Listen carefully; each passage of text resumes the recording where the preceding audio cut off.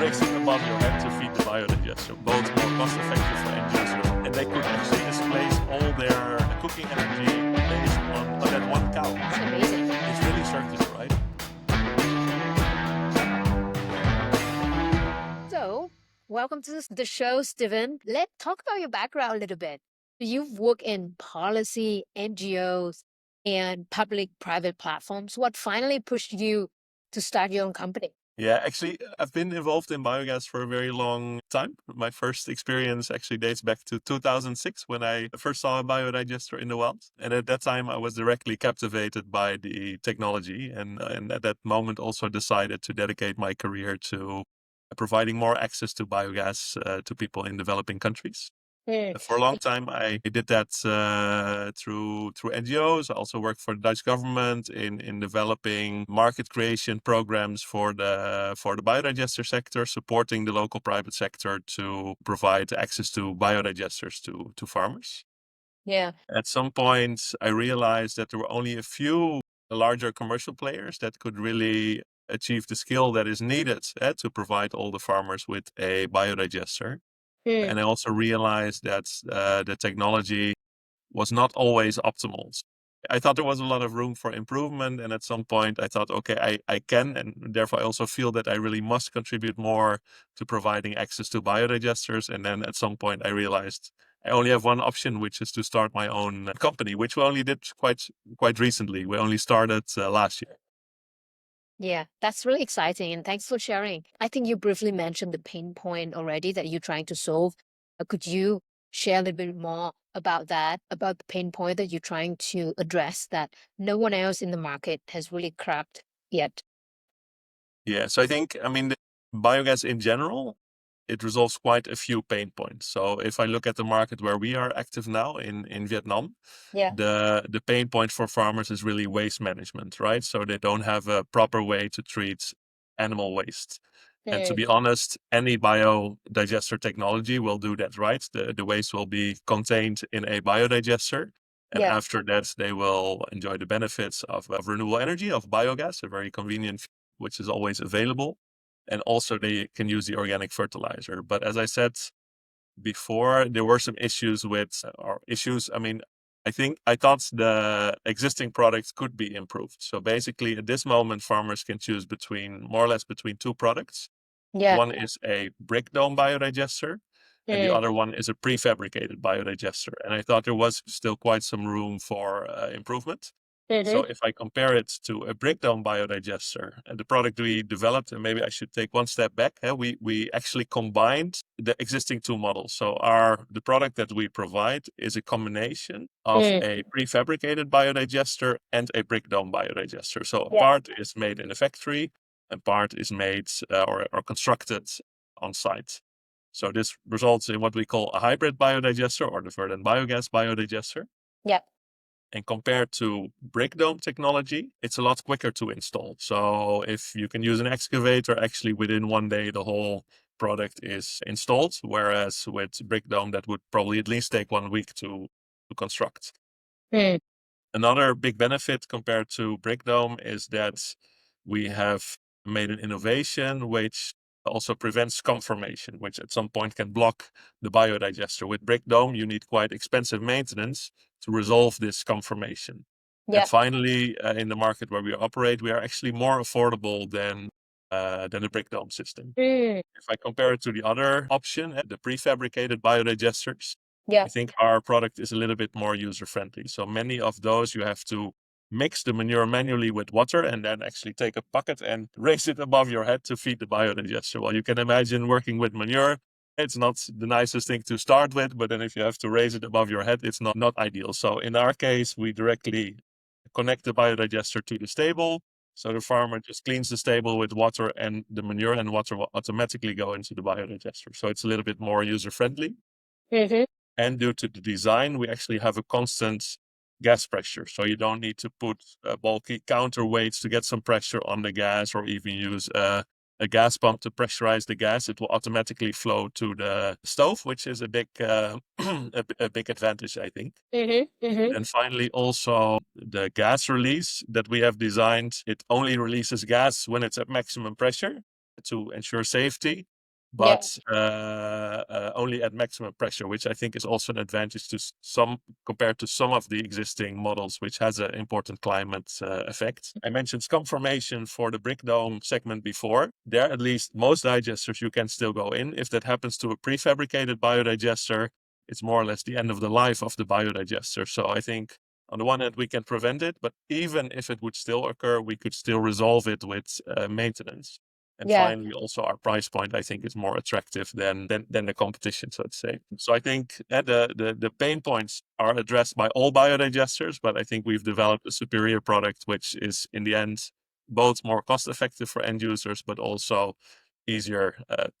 Yeah. That's really great. I think that the cost is really important when you work with farmers who cannot really afford a lot and Yeah. improve the product, and then you also make it affordable for them. And so basically, I understand that in Vietnam, there have been a lot of failures in different biogas pilots and projects. What has gone wrong in the past, from your opinion, and how you are approaching it differently?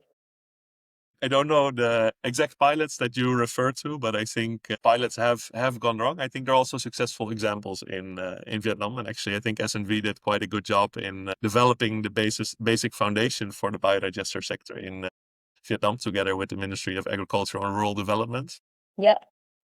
in general. And we have seen field pilots also in Vietnam, but also around the world. Yeah.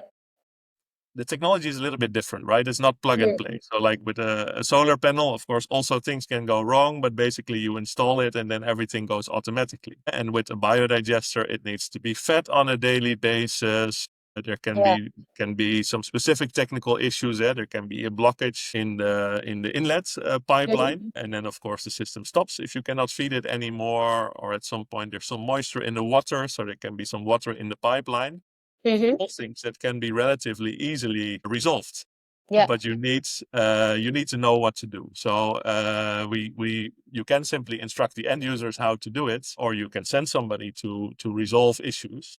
Mm-hmm. But if the after sales are not there, then an end user is also stuck, so they don't know what to do. And to them, when there's no more gas, the product is not working. So where do you turn to? And then if it was only a pilot, if a donor organization comes in, maybe they provide a biodigester for free. And when there's a problem, you cannot call them anymore, or not even a company that can resolve it for you, then the system fails. And then an end user would stop using it. And then people in the neighborhood will also see, oh, this is a technology that is not working.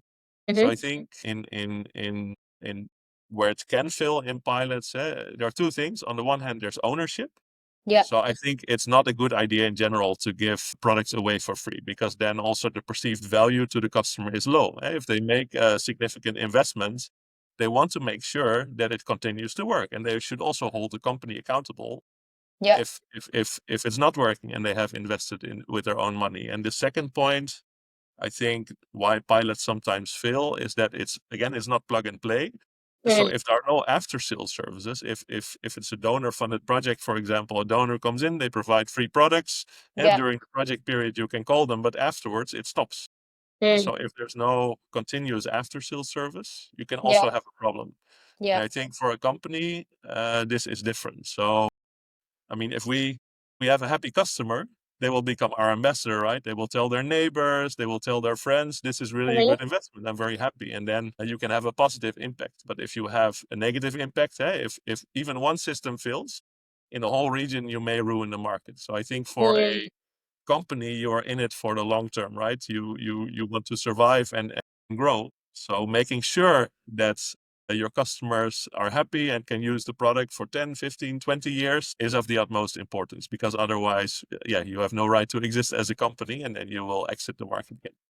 So I think Yeah. that's a difference between just a pilot and a company that wants to stay in the market for a long time. Yeah, that makes sense. And you've worked with carbon credit before. How are you thinking about monetizing climate benefits from your model? Yeah, so it's not so easy as I mean, we're a very young startup, we're just starting the commercialization of our product.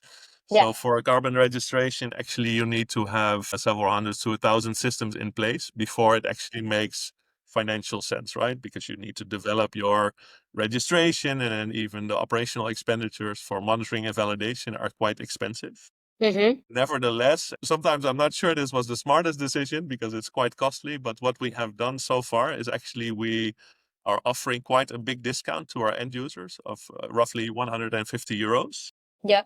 and they get it right away. And in exchange, we ask them if in the future, once we have developed our carbon registration, we can monitor the carbon reductions, and then we can also sell them on the market. So at this moment, it's actually quite a costly affair to Verdant Biogas to provide this large discount without the carbon income. Yeah. But in the long term, of course, once we achieve the scale, then we can valorize the carbon. So then we can sell voluntary emission reductions on the market, and then that will actually also improve our own margins, and I think in the future even enable us to offer the product even more cost effective to farmers. Yeah. And I think, I mean, it's a little bit difficult at the start, but I think it's also the only fair way, right? Mm. Because in the end, it's not, we only have a small part in realizing the carbon reduction, right? So it's the farmer who feeds the biodigester every day that actually realizes the carbon reduction. So I think it's only fair that also the majority of that revenue ends up with the farmer. So we've decided to do it in this way, just to give a one-off discount at the beginning, and then throughout the lifetime we can monitor the carbon reduction. Yeah, that makes sense. And I understand that you have developed projects in South Asia and Africa. What's one lesson that you learned from the field that you think that other people should pay attention to? Yeah, so I mean, it's really hard. I'm now speaking to you from the Netherlands. You cannot really compare the two different contexts, right? But I think we have some things to learn also still in the Netherlands from Vietnam, but also from other countries where biogas would be suitable. And that's actually circularity. So if you look at my country, we actually have a lot of livestock. We have a lot of dairy cows. Yeah. So what we do is we import nutrients from all over the world. We put them through the cow in the Netherlands. We export the milk powder again, Mm. but the manure and a large part of the nutrients, it remains behind in my country. So actually, it's really building up, which by now has led to quite significant problems with nitrogen emissions. So Yep. even, for example, we have a housing crisis. There's much more demand for housing than supply, but we Mm. cannot even give new permits for houses because we have too high nitrogen emissions. And then comparing that to the situation in Vietnam, but also in other countries where I worked before, it's really circular, right? So you have a smallholder farmer. They typically have between 2 and 5 cows, sometimes a little bit more. They have a little bit of land, and on this land they can grow the feed for the cows. The cows eat the feed, and the Yeah. manure comes out, and then we put it in the biodigester, and then you can make the biogas, and the Mm. nutrients are still there, so you can use that organic fertilizer on your own Mm. farm, again, to grow feed and to grow other crops.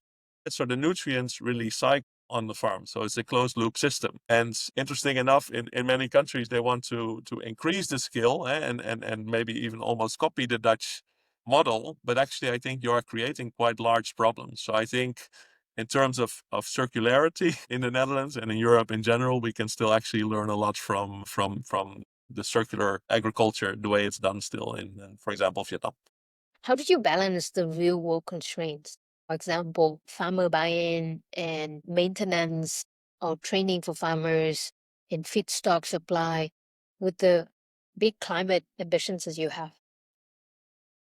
In principle, feedstock is quite available, but there are a lot of animals, there are a lot of smallholder farmers, and I Mm. think the constraints, I mean, they are more or less within our control, right? I mean, Yeah. if we continue to provide high quality products that work really well for farmers, Yeah. and if there are any issues, to make sure that we really resolve those issues on time. Our installation partners live close to our customers. They can be there 15 minutes, so to say, Yeah. to very quickly address any problems if they arise. Then Mm. I think we can make sure that we have happy customers who, as I said before, can become our ambassadors, and Yeah. they will help us to scale. And it's also no rocket science. So with each biodigester that we install, we can roughly save 5 tons of CO2 equivalents per Mhm. year. So the more we scale, the more the climate ambitions are realized by default. So I wouldn't see them as major constraints because they are to a large extent within our own. Yeah, that makes sense. What would it take for biogas to become a mainstream climate solution, not just a rural energy fix? Also, I would not want to call it a rural energy Energy fix, fix. but it's not for everyone, right? Mhm. I think it helps to have more commercial companies that can actually provide high quality at a high scale, Yeah. but companies cannot do it by themselves. So also, I think governments can play a large role in creating an enabling environment to make Mhm. it relatively easily for companies to set up and to enter into a country, Yeah. and they can also make policies that make it easier to to at least enable to use your own fertilizer, or maybe even to trade excess fertilizer. So I think in the enabling environment, quite a lot can still be done. Mm.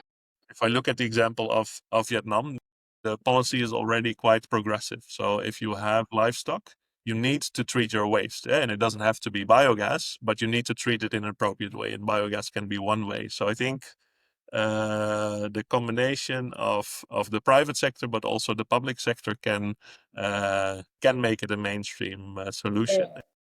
In total, 150 million farmers worldwide could still benefit from this technology. So we have to make it a mainstream solution. Yeah. What does success look like for your company in 5 years? It's hard to say. I mean, to be honest, we really only just started. We've developed a product which I think is really good, Yeah.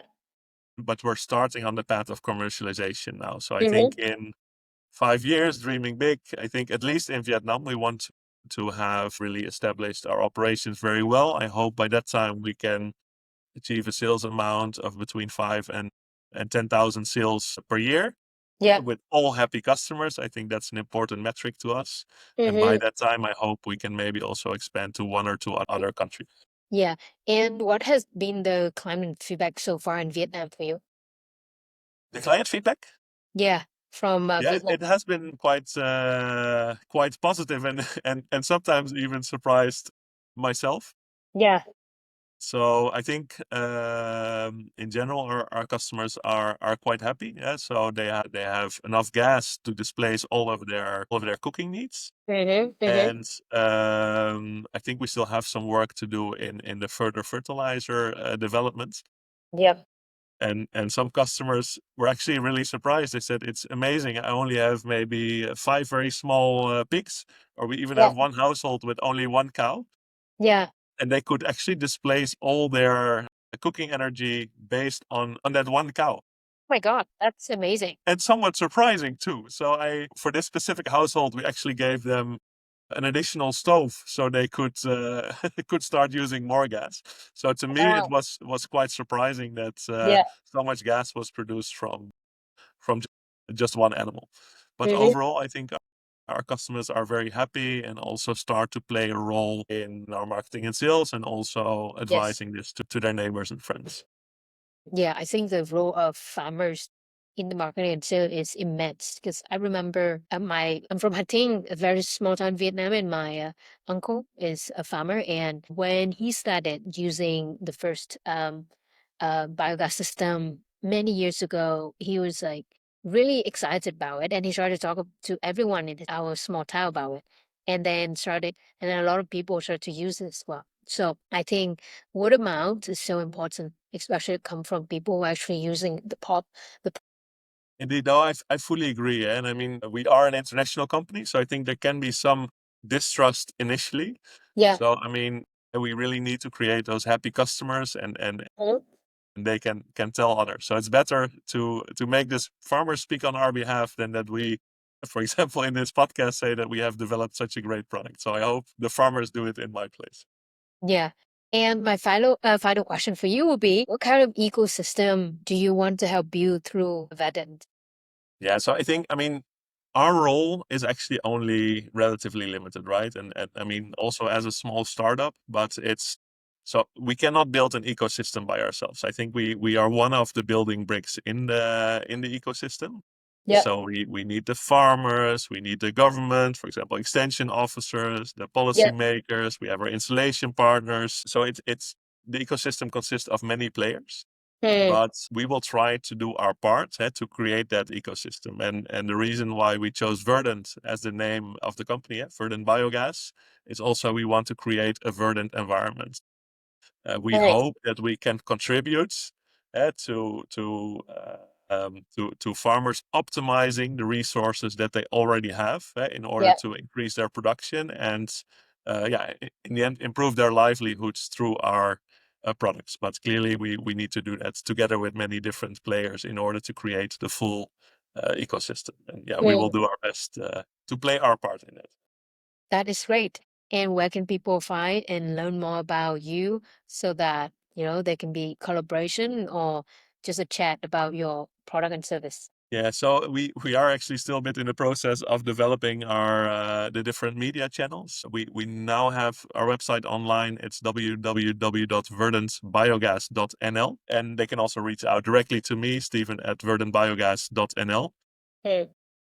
And also through the website you can contact us, and always open to engage with new partners or people who want to work on the same mission as we are working on. Thank you so much, Steven. And best of luck to your venture. I think there'll be a lot of exciting time ahead. There'll be challenges as well, but I believe that with you and your team based in Vietnam, you guys can overcome a lot of these challenges and really build a future for a lot of farmers in Vietnam by using your product.